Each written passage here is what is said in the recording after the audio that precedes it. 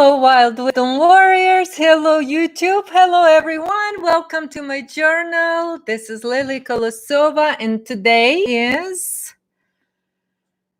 May 8th. Okay. So thank you so much for joining me. And so guess what today? Today is Vino Friday. So ta-da! Okay, so you guys, I wanted to do just question and answers today. Just kind of talk a little bit about maybe what's going on, and kind of if you guys have any questions, and there is still a lot of questions that I didn't go over last time, so I can continue talking about those. And then ta-da, I got a question already. Observer, thank you. Okay, so hello, Observer. Hello, Amy. Hello, Marie. Thank you so much for being here, Jean. Hi, hello, everyone. Thank you so much. Okay. So let's do this. Here's to all of you who joined me. And so thank you.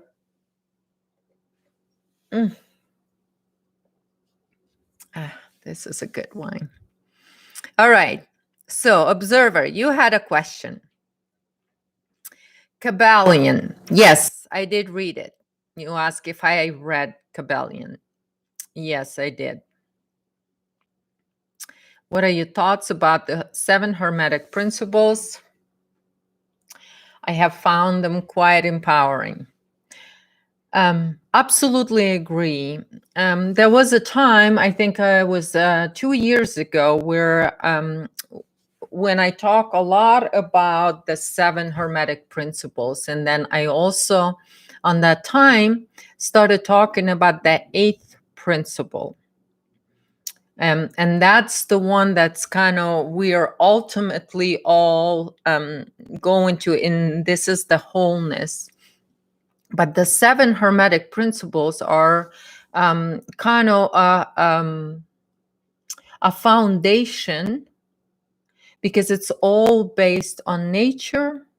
And so this is the very foundation, sort of. If you would want to say, okay, when I talk about wellness and foundation of wellness, that each and every one of us at that each individual have to take on right now and stand on that individual foundational wellness, you would say that Hermetic principles would be your your substance, or how you build that foundation. So basically, and then ultimately, when I talk about this wholeness and operating as one, this is that, and becomes that 8th forgotten Hermetic principle, which is the eternity. And that's why it is the sign for eternity is number 8, because that's ultimately that 8th Hermetic principle. And this is what I talk about, our 8th chakra, that is here on the back of our here at the stem, sort of where thalamus is. Those the 3 glands in the head, and so that's where the 8th chakra is located. And so this is the ultimate sort of principle. Or if you want to talk about in the notes, so you will so 7 Hermetic principles would be your 7 notes, right? Do, re, mi, fa, sol, la, si. And then there's higher C, which encompasses all the 7 notes, except it is already on the sort of. So I don't know, I don't have the language to explain, but that's actually what those Hermetic principles really are, is to sort of, it's a science of spirit in the human form, basically, and how to be a creator being in human form. And so those are the sort of the principles then to but then ultimately, when you approach this from from a shamanic perspective, and not so much from here, then you go through this through your shamanic journey. And once you attain that 8th principle, and this is when your Holy Trinity is fully operational, and you then are anchored in eternity. And that's why also, the eternity, the number 8 is also that eternity symbol is like that. And I talk about this symbol in the past too, and what it really means with us being in the middle of it and in a timeless space, truly. And so this is kind of like um, a science of how how a spirit, right, operates, or that the how does a higher intelligence of human being unfolds. And then this is eighth chakra, or the universal chakra, or your cosmic portal, as some people might say. And this is then you sort of, that what I call about this is your human sort of higher conscience, the higher morals than the human, and that this is that that Buddha state, so to speak. And that's what it is. Octave and harmonics, right? And this is what in 7 and one of the principles is, here's look at that. That's pretty much everything. And I love that because it's music, basically. That's what it is. It's music explains everything. And then, so you can see, you can approach this, looking at this in many different ways, like just in the same way. Hello, Sunshine. Hello, Darcy. Hello, Raina. I think Pavel. Hi, Linda. Hello. So with the music, what you can see, right? Music, right? Some people write music because they just hear it, right? And that's how people write music. But then you put that on the notes, right? And that comes to the notes, and somebody can look at the paper, right? And go, oh, okay, this is on the notes. This is what's going on. I'm gonna, this is not notes thing, but and somebody can look at it, right? And play that music. Okay, so same thing when we're studying, let's say, Hermetic principles. We kind of look at the notes and what's in them, and then we learn how to play because we can read it.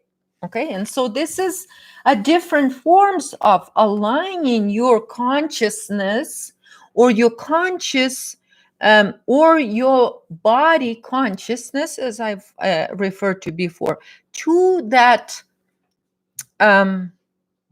higher purpose. And this is when you become that shaman at each moment and each step. Okay, you guys, give me one more minute. 1 minute, because I have to go get somebody to take my big dog out. He is standing by the door crying. Okay, 1 minute.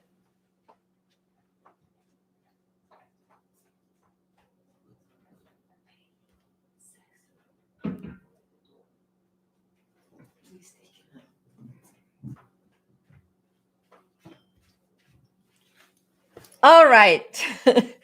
Thank you so much. I apologize for that. Okay, so let's see. Was there any other questions? So how was that? Was that kind of sufficient enough about the Hermetic principles? And when you read about Hermetic principles, it's all kind of, and then when we know music, then it's very sort of easy to compare those and to see how that operates.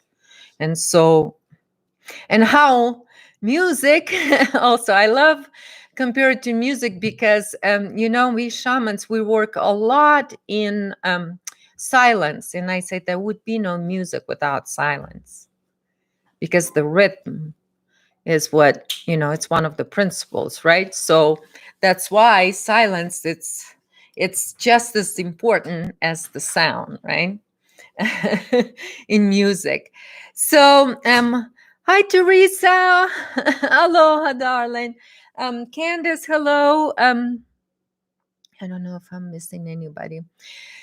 So anyway, okay, great. So observer, that, and so that's kind of, it's how you approach it. And this is why I talk a lot about, because I don't want to approach anything from sort of from a tribal even perspective. On shamanism, I'm looking at the shamanism or more in its original form. Okay. And so, and this is my perspective because that's my sort of forte. You want to call it that. Um, so that's pretty much what it is. Okay, so I've answered that. Okay, Darcy, you've got a question.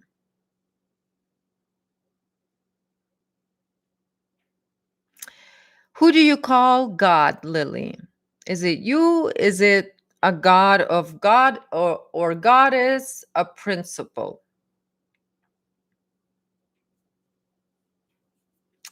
Well, I will answer that question because I mean, you guys, it is what it is, you know.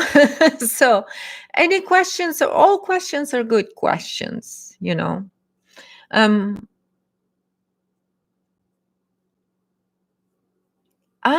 you know, the God within is how you see when you accept yourself as eternal self. Then you kind of always choose how you express your God within, in how you do you want to be viewed as that, or some people, you know, they're you know, they certainly have the tribal and ancestral sort of shamanic rituals and all of that stuff. But for me, it's that the great spirit, as the Native Americans explain the best. I think it's the great spirit, it's the life force that is within everything, you know. And just like in Bible it says that it is within everything. And this is how, but ultimately that force is also you. And this is where it kind of gets complicated, and why I am so strong about this force being part of you. I'll tell you about experience that I had. Darcy, one sec.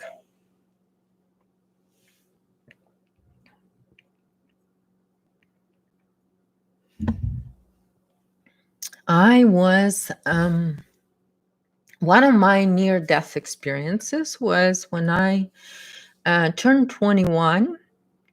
And what happened, my appendix created a huge chaos. And basically, I was going into surgery, and it burst right before they were supposed to cut me. I mean, it just like happened right as, and so it was a very sort of horrific thing. And so what happens to me is that, and I've done this since a very young age, as soon as something is going on in my body consciousness that is I would pop out of my body, and I would observe myself from sort of above the room, about 9 feet off the ground, so to speak. And I would be just in the spirit, so to speak. So to avoid any sort of discomfort or pain in the physical body. So as I was going through that, and it's a surgery, so then that they put me under, you know, but but I am already out, as they put in my body under, you know, I already passed out. So I am already watching as they're starting to do a surgery on my appendix to take my to see what's going on. And before that, it was like I was turning my hands were already blue. I was dying basically at that point. I was in a lot of pain. And so I'm watching in the room, in the surgery room, what's going on. I'm listening to what they're talking about and everything, what they're doing and all of that. And then it looks like it's going to be a long time. So in a way, I decided, you know what? this is a big mess here. I'm going. Bye. So I wanted to kind of leave and wanted to get out of there. Basically, I wanted to die. In that state, I made a decision that I think I'm going to, I'm just going to die here and go. And I think this is when exactly the moment, as soon as I thought of that in a way, this is what happened is I think this is the exact moment when my appendix burst. and then I went exploring, Darcy, exactly as you said. And I went exploring. And at first it was not a white light that I went in. It's actually a sort of reality it's a microform. So it's like a kaleidoscope portal that is with a lot of different energies that I know what it is. Like in that state, I know, it's still all part of me. So I go through this me, but in a microscopic form. It's like strange. So I don't want to take too mosaic type of thing. Yeah, because it's living. So it's just all unfolds, like under watching something under microscope in a way that's kind of how it looked like. But living energies and things like that. But those were all, and then you feel that then when I in that state, I don't feel separation from it. And then in that state, exploring and then doing all kinds of things, and then in that state, then all of a sudden, this is what happens is that when I experience this moment too, in that state, and I was there for a while, like exploring for a while, because the surgery was taking a long time. So I had a long time to explore. And so I kind of got to know myself and a lot of that. And then all of a sudden, when I was done exploring, I guess, all of a sudden I am again looking at my body, and then I'm watching, they're trying to wake me up. They're trying to get me to move or to something. The surgery is done, and they took the thing off, and they're trying to wake me up. And I'm watching. And as I'm watching, but I have all this awareness and I am still in that living, I am that living, a grandiose energy, and all of a sudden I see this, and in that split second, that me, said to my conscious mind, back in your body. That's your body here in this reality. And I woke up remembering my exploration, what happened. But most important thing, it wasn't anything too important that, was so grandiose or anything. It was an experience, but that experience, what solidified for me is that God, what you talk about, Darcy. It solidified for me that eternity was within me, and that I was part of it, part of that great spirit. And that's going through that sort of experience to where, and yeah, it was a really complicated thing, and it got pretty close, but I went back into the body, and that was one of my near-death experiences that was really sort of interesting. But what I got out of the most is, from that day on, I I never had another doubt of, I knew where I belonged. I knew that I belonged to eternity. Let's just say that from that day on. And so for me, of course, going through that experience, this is what kind of, had to happen for me to solidify that in this body, that this is it. this is the body. And this is why I was talking about that, even though ultimately, your choice and how in this time I did kind of made the choice to die, and leave. But at the same time, the higher self, as I like to say, or the eternal me, said, well, no, this is still the body you're going to be. It was just a conscious mind. And this is what you talk about, the suicide. So, and that's the suicide is when you go with that consciously and then you take action. And so the action is actually what does it. And so in this case, it wasn't anything physical action that I did. I just made the choice. Okay. Hunmin's question answer. Ramus, you talking about question? Did I miss a question?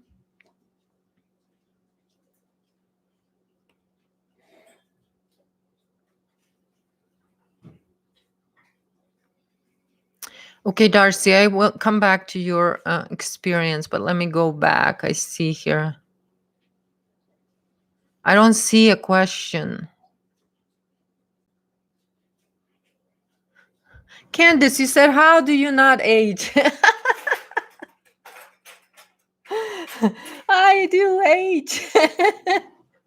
I do age, but I don't know, genetics maybe.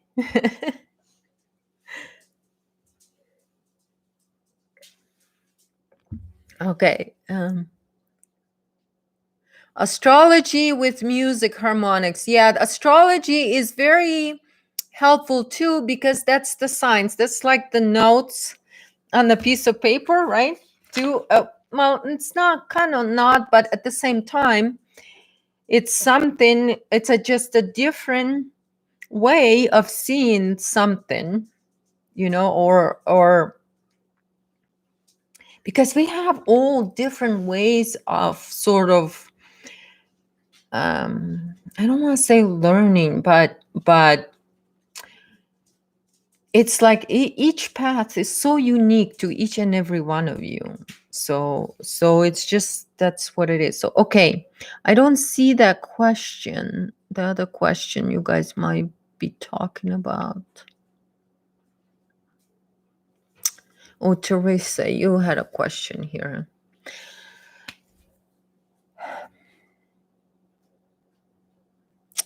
Is feeling like not having desire for this society and not motivated to be creative on this level for now relative to this timeline correction? I say yes. It's like when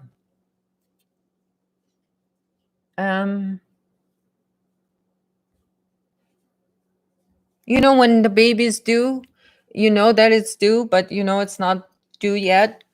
So that your creation is not ready to be manifested yet, but and that's why you don't feel, because you don't want to go again. So you gotta always pay attention. So why do I feel like that? Then something you don't want to go against your own nature. So, and I know that I talk a lot about being a warrior, right? And being focused, right? And being strong and training yourself, right? And things like that. And I might have mentioned how I felt that way from a very young age. It's something that my dad have taught me. It was strictly, it's just as a protection and all of that stuff. So there is sort of a physical training and all of that stuff that it takes to sort of to stay in that equilibrium. But as a creator being, and when you do creative, because you were asking about creative force, your creative force unfolds here just naturally, just like nature does, right? There is seasons to it. There's time to flower for trees, and then there's time to different things happening. And so when you in that creative state, it actually, for me personally, Theresa, it is very deep, and feeling like not wanting to do it is actually a desire that is breaking through, right? Or you can look at it like, since I said, in nature, so it's like a seed is growing through the soil, reaching the sun. And so when you look at that creative force that is playful, sunshine, and you're whichever way you're doing, when you're acting in so something, you're creating something, right? And so, like, for me, be it, okay, painting, so I in the day I paint, but before I paint, I think about, what am I gonna paint? And then, even right now, I have this painting I started, and I just started with the pencil, and then it's just been sitting there with the pencil, just started kind of just outline, and it's just sitting there for a week now, because I don't feel like moving forward. I need to feel it a little bit more, because I don't, it's not gonna come out. So you can't force that plant to reach the sun faster. So sometimes you got to understand that growth in that creation goes through the darkness and through the difficulty. So then when that painting is done, it's going to be, because I've sat on it for a week. So what we need to kind of, in a way, and how it happens is I know that there's a lot of that warrior and discipline and all of that, but you can't force creative and creation. You can't force spring to come faster. And so, with same applies to individual, and then, just as you asking, Theresa, is that has to do with the timeline correction, because the timeline correction has to do with all of us, humanity. So that has to do with all of us, humanity, whatever way we choose to express our creative force here, that God, creator being force here, in whichever way we express. And so all these creative things, for someone it's cooking, and someone who is excellent chef is not going to feel like they want to cook every night, right? And so what I've learned is to allow myself that the process of pushing through that because during that time it's very electrical sort of creative force, so it's very electrical. So it feels very sort of, you gotta feel it in your body, and so you just gotta sit with it and allow your body and allow your conscious mind the time that it needs to birth that that plant. So that plant will reach the sun and the sunshine, and then the external forces for that creation then is ready for that creation. So it's kind of like, because this is like a rebirth, we creating through first, like, going in and everything going through feeling, right? Because that's the artist way, or the artist way, artist. Right? Okay, so I hope I answered that, Theresa, that question. So not having desire, and actually it's because it's, just you gotta have feel for it and see what it's like. It makes your creation deeper. It gives you a deeper roots, because that gives you time to look at the roots of what you're creating. Okay. Okay, and so that's a good time to go in. It's very good, like, because you can see it clearly more in It's good time to meditate on or to sleep on it. Like you, if you don't have desire, sleep on it. I've been sleeping on that painting for a few nights now. So that's kind of my way. That's the way I do it, Theresa. Um, so, and then whenever it comes, then the desire, then I can just go ahead and I can start in the morning and then paint all day. But it can sit there for a week and I do nothing with it, or longer. I had some paintings sitting there for months and months and months. So, okay. All right. Okay, so Darcy, you were talking about that you were suicidal where you were 7 years old, and then you had then later was described as like a Jesus type of dude, being told me everything would be okay one day. I never thought to die again ever since that day.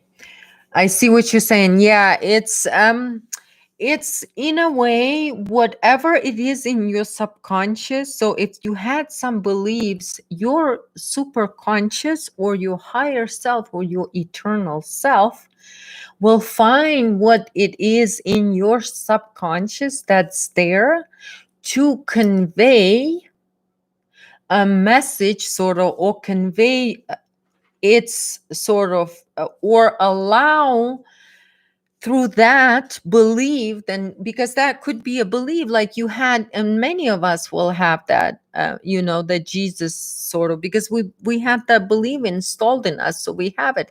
And so it just, what happened, you had that, and through that, but it's still what happened, Darcy, you never ever wanted to do that ever again. And I had those experiences, not just that I had it before that time. I felt the same when I was about 13. I was like, I'm done, I can't do this. So it's kind of like depends, but whichever way that you work through the see, but you still got the message, and everything restructured in your conscious mind. And this is the key, to restructure to where your conscious mind then aligns, and your super conscious and your subconscious and your conscious are all in alignment. And that's then when you are in harmony and all of that stuff we talk about, and comparing this to music, right?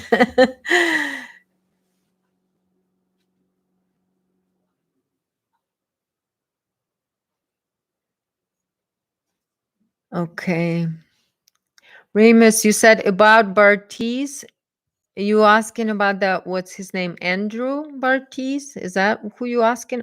Yeah, about Andrew Bartiz. I never had a conversation with him, and I never had a talk with him personally. And so so this is how it works. When I'm physically present with someone, there's nothing that can be sort of hidden. I'll see all. But if I am watching somebody through the computer, um, it's not always sort of.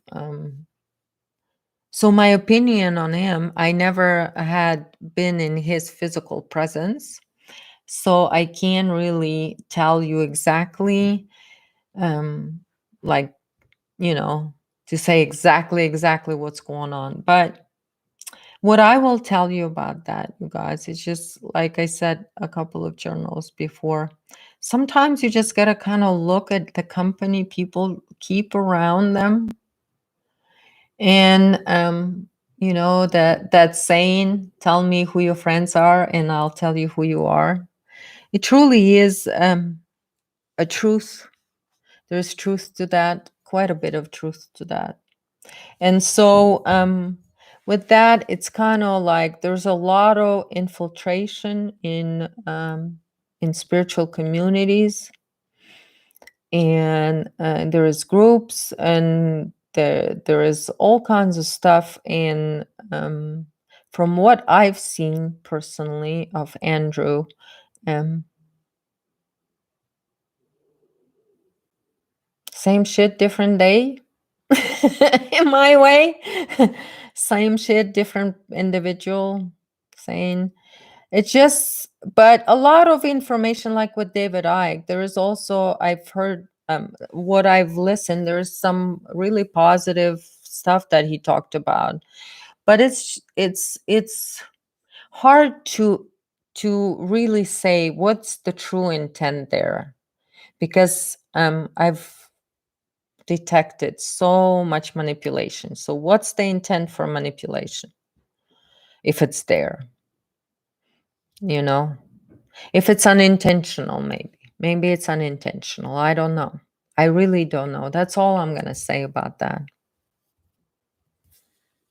Okay. Gold, oil, and drugs. Thank you, PCG. Terry. Okay, Terry, thank you.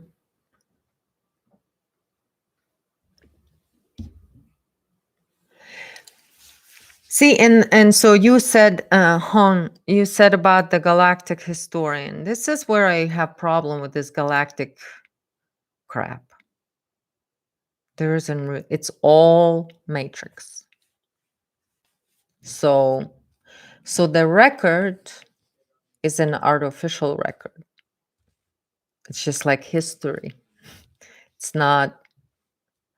It's the invaders' history. So it's how the invaders are doing it. It's their side of the story. You know what I mean?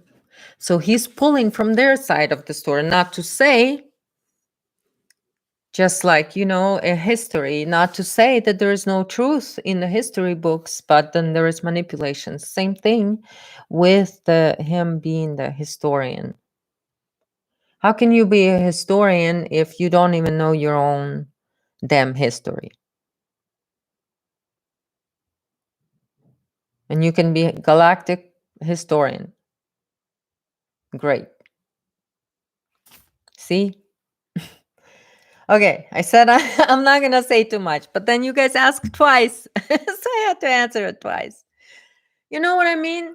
He doesn't even know his own history. He doesn't even know where he belongs. And see, those people that don't know that they belong to eternity, then they would do. What do? Like I said, they put all this flu-fla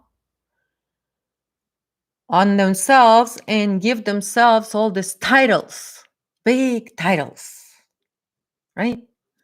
So then they sound all spiritual. But really, there's no action to back it up, right?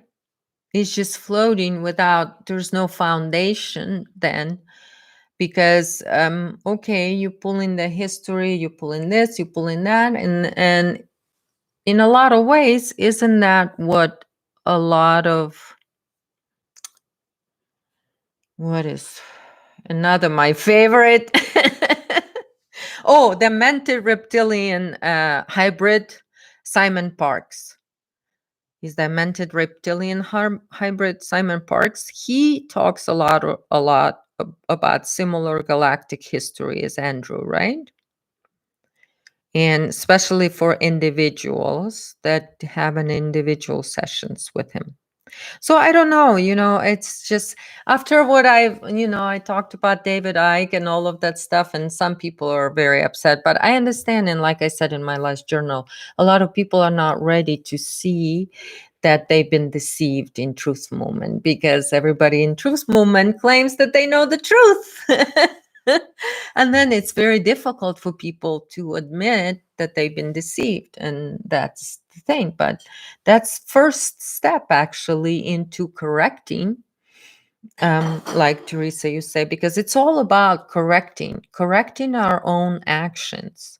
So then we manifest that what is beneficial for life, for all life. And so that's basically what the correction is for.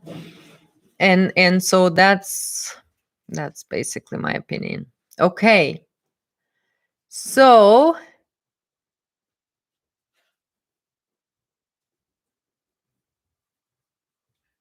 Let's see all the way to the end. Oh my God, I am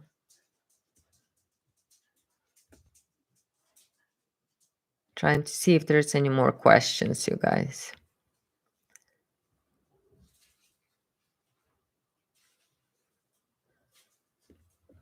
Oh my God, Theresa, are you talking about the reading with Andrew? It was $450 and you just got attacked. Yeah, because basically they prep you for all this parasites when you but I myself had, I just want to see. So sometimes you see, the thing is about that, you experience that, Teresa, whoever that is, maybe it's not him, but when you experience that, now see, you can share your experience and it makes sense, right? But I could share only what I could share from afar. So and you can see it's because when you're built on your own foundation of wellness and you know they self, so you could see the difference, that it was just attacks. You could see the real truth behind it. You could see that it was all about attacking it. It was all about parasites attaching and, sucking the life force out of you. But, um, an individual that is not built on the foundation, they will feel that energy and they're gonna immediately say, oh my God, I felt something. It was something, and then they go and they feel sick after that. And so what do these people tell them? This is what, like, Simon Parks, like all those people, ascension people, and then they do this thing, and the ones that talk of ascension, okay, because ascension is a code word. So what do? It's for this is how you ascend into parasite world. That's how you ascend. So, but basically what they were doing is they were calling it that attachment of a parasite as ascension symptoms. So here's your ascension symptoms, where they come from. Because they do it in the group too, and then they call it ascension symptoms. This is what, like, they would do a DNA activations for ascension, or activations every, like I said, Ashana Dean was doing every workshop ascension, some sort of activations from guardians, and it was that.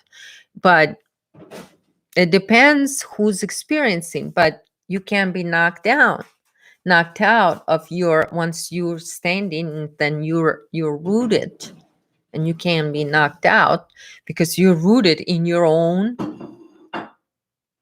timeline through your ancestors. And so that's what happens. And so when it's not yours, you immediately feel as a external force coming at you. So you being yourself, and you go, oh, it's coming at me. I'm being attacked. Something's trying to get in. This basically is trying to get in. And as it's getting in, it's got to immediately feed on you because it needs that. Okay.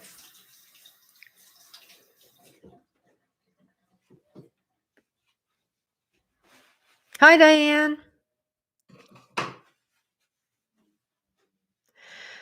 Okay, Diane, your question is, who has the history from the other perspective of the galactics?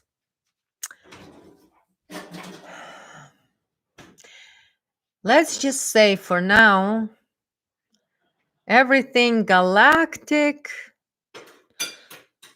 goes a lot closer with aliens. Have you noticed that? So, and all of that aliens and all of that galactic, this is all part of that big, big, big alien lie. So I wouldn't, and that perspective is like an umbrella there. So everybody falls under that umbrella because there's a big lie, requires a lot of people to protect it. And so that's why all people that talk of this galactic stuff, they're doing it for different reasons, like I said. And you guys know I've said this in one of the in the first or maybe second of those little videos that I did, Deception Decoded. And in there I said that a lot of people in alternative media, on that time I said a lot of people in alternative media that are not revealing the deception and the foundation of this deception are actually covering for it. And that was 2017. And so now, even today, we see so much better how so much more clear. I mean, not better, it's just so much more clear that, that the history is all manipulated. And for that reason, can't be anything set in stone, really. And knowing that there is no time in eternity, in a way. So that's about, it's kind of, Diane, it's the same way as like when they're trying to push communism on everything and all of that draconian laws. Then remember how in Truth Movement they had those people that were talking about, what's his name? Gosh, skipping right now. Benjamin Fulford. Benjamin full of shit. Remember how he was talking about red dragon families, and all of that stuff? Those the vampires, just things. So cover. A lot of cover has to happen. So a lot of projection has to happen too. And that's how you covered it up. Because you can't unhappen. Okay. So I think you guys have answered that, right? It makes sense.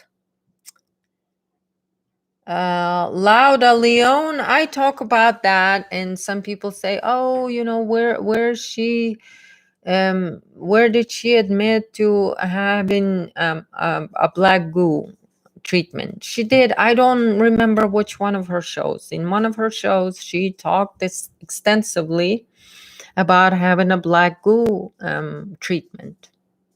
She talked about what happened, how most people die on that time when they had the black goo experiment done on them.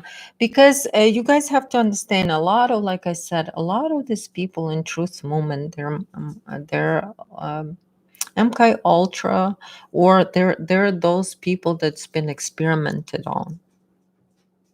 They're usually the test subjects of that sort of a thing. And so they experiment on humanity. They experiment on all of humanity. And look what we are standing on, the crossroads right now.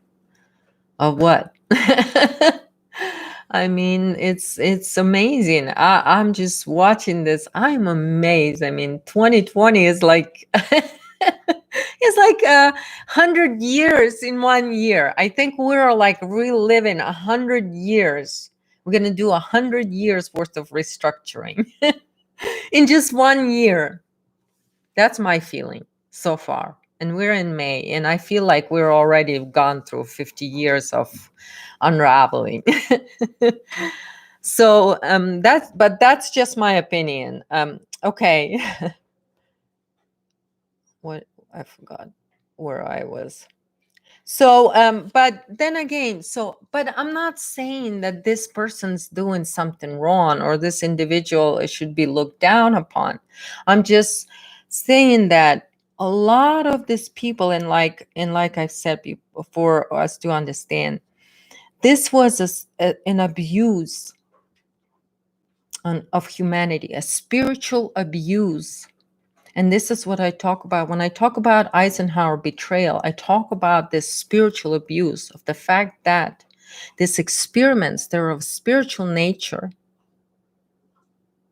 Okay? And so when they experiment mind control on children, when they do experiments on children, okay, that's crime against children. And for that to be allowed, In America, what did they have to do? Oh, they have to come up with a big lie that it was aliens that's stealing the children. It was aliens that were experimenting and hijacking the children and hijacking people and taking them instead of the it's an alien ship. Oh, it's in an underground facility. But people think it's an alien ship. They've been taken to an underground facility for experimentations and for their DNA and stolen DNA. This is the crime. Stolen DNA. So when you think about it, that's the crime.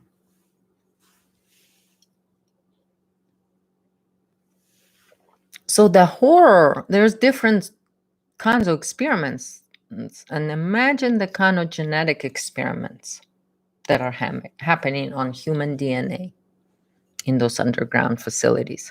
So imagine the kind of lie they had to come up with to cover for that. So some of these people, and so like I said, I'm grateful to Lauda. And I had experience with her, and she contributed quite a bit of information. But you guys have to understand, once those people are altered, their minds have been damaged in some way. So you have to understand that this is, this is a difficult period of realization for humanity, that we're coming out of this abuse of our genetics. So this correction, it's not something that's, it's gonna take a lot of us. So I hope you guys understand where I'm coming from. But yet, there is for each individual, there is a path, their individual path, because each individual has their own freedom here to be sovereign human being. And we'll call that word sovereign, even though it means you belong to queen, but that's we're not gonna go into it. So anyway, you guys, I have to go. I don't have much time. I really have a lot going on right now. So I will have to leave those questions. If I missed any other questions, you guys, I'm gonna have to leave them for next time, okay?